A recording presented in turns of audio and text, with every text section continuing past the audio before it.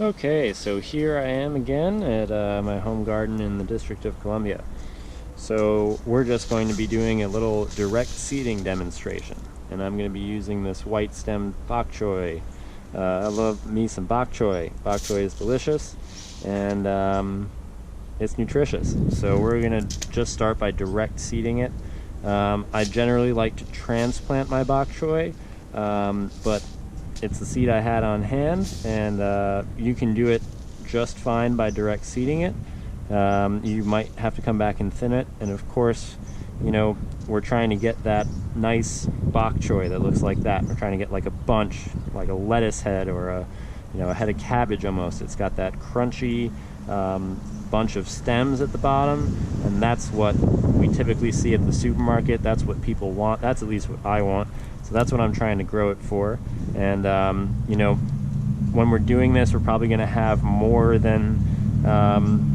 plants than we need. So we're just going to have to come back and thin them, but that's okay. This is 2 grams of seed. I've got about 1,000 seeds. Don't really have a heck of a lot of space, and that's okay. So I'm only going to try and grow maybe 5 or 6 bok choys in a line, and we'll see how that goes. So I'm going to check out my seed packet. It says sowing depth 1/4 inch, and the plants should be spaced about 8 or 18 inches apart. So I've got a really cool tool here. It's a trowel that's got a knife, serrated knife on this edge, and it's also got a measuring stick. Essentially, these are inches, so it helps you determine depth when you're digging. It also helps you, you can use it laterally to determine lateral spacing. So I should probably take a tape measure to this, but I know that this is at least 6 inches. And we've got another 6 inches, so we can just space them about 6 inches apart or so, which is just fine. So because we're growing this for the head, and not for like a baby cut, I'm going to try and make a small hole about 8 inches apart. I'm just going to do 6 inches. I think that they are going to be at a perfect size at 6 inches. They might not get as big as they would if I would just space them at 8 inches apart, but I'm going to space them at 6 inches because I think I could fit one more plant, and essentially that will give me more bok choy to eat from my small garden rather than getting like a big old head. So I'm going to go for just a little bit of a smaller head by spacing them a little bit more closely. If I were you, I might just do it by 8 inches. That's totally fine, but I'm trying to use a little bit of thinking. What am I going for? I'm trying to get as much bok choy as I can, so I think 6 inches is going to be just fine. I think that's going to make me get that nice crunchy head. It might be not as big as it would be if it was 8 or even 18 inches apart, but we're going to just do it a little bit closer together. So I think I could probably fit 3 or 4 as opposed to 8 inches. I also don't have an exact 8-inch spacing, and I want to show you guys some exact spacing here. So I do my planting in rows, which is just how I like to do it.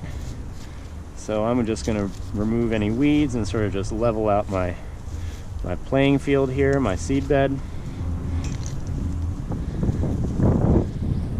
Alright, I've got my trowel. I could use this to make holes, but I'm just going to use my hand. But I'm going to use my trowel to help me space them. So I'm going to get pretty close to the edge of the bed because I think I can probably fit a bok choy plant here. Don't want it to get too close to the edge because even as the wind blows it, it's going to blow up against the edge and maybe damage the plant. So I'm just going to make a small indentation, just like that. I want about 1/4 inch, and I know 1/4 inch is about we can see here, it's about approximately the length of my fingertip to my cuticle. So I just want to go right up to my cuticle there. It's about a 1/4 inch. I'm going to move him a little bit farther away from the edge. So there we go, 1/4 inch. And I'm going to go another 6 inches away from the center of that hole. Got a 1/4 inch. And this is very delicate. I'm not making a deep hole at all. It's just a very small 1/4-inch hole. Here we go, we got another one. Okay, and I think I can get 4 in here. Here we go. Alright, so now that I've got my holes, the soil is really dry, so I want to do this quickly. I'm going to be watering it in. It'd be great if it was a little bit more moist. I didn't think that far ahead, but here we go. We're going to direct seed this bok choy. Don't need a heck of a lot of seeds. I know that this is a brand new seed packet, so these should be good. Packed for 2020. It's the year 2020. So I'm just going to try and put about 3 seeds per hole. I'm going to put about 3 per hole. I'm not doing this inside, so I'm trying to give myself a little leeway here to make sure that I get at least one of these to germinate. If I was doing this in trays, I'd probably only do 1 per cell, because they're brand new and I'll be able to control the environment. But this is outside. You know, I could have birds come and steal my stuff. I could have a cat or an animal come through here and push some seeds too deep, or dig some seeds up on accident or whatever. So we're also getting heavy rain tomorrow, so I'm gonna try and give myself a little room for error here. So I've actually got 4 in my pinch. I'm just gonna plant that in my first hole. I like to fill up all my holes before I come back and bury them.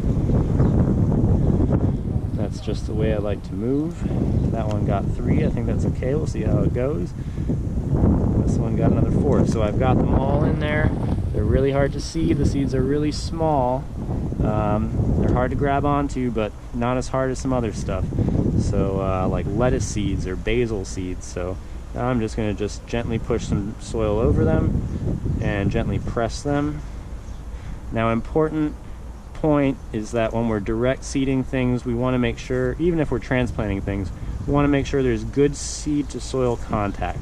Seed to soil contact is what's going to allow those seeds to, you know, understand that they're buried and they'll start to germinate. If they're not contacting the soil around them, they're not going to start their process. They're not going to open up. Their outer layer is not going to start to break down, and the embryo inside isn't going to know to come out. So we want to make sure we just give them a very, very gentle press. I'm like just patting it a little bit, not violently, and that looks good to me. So I'm just going to water these in really gently, and there we go. We've direct seeded some bok choy.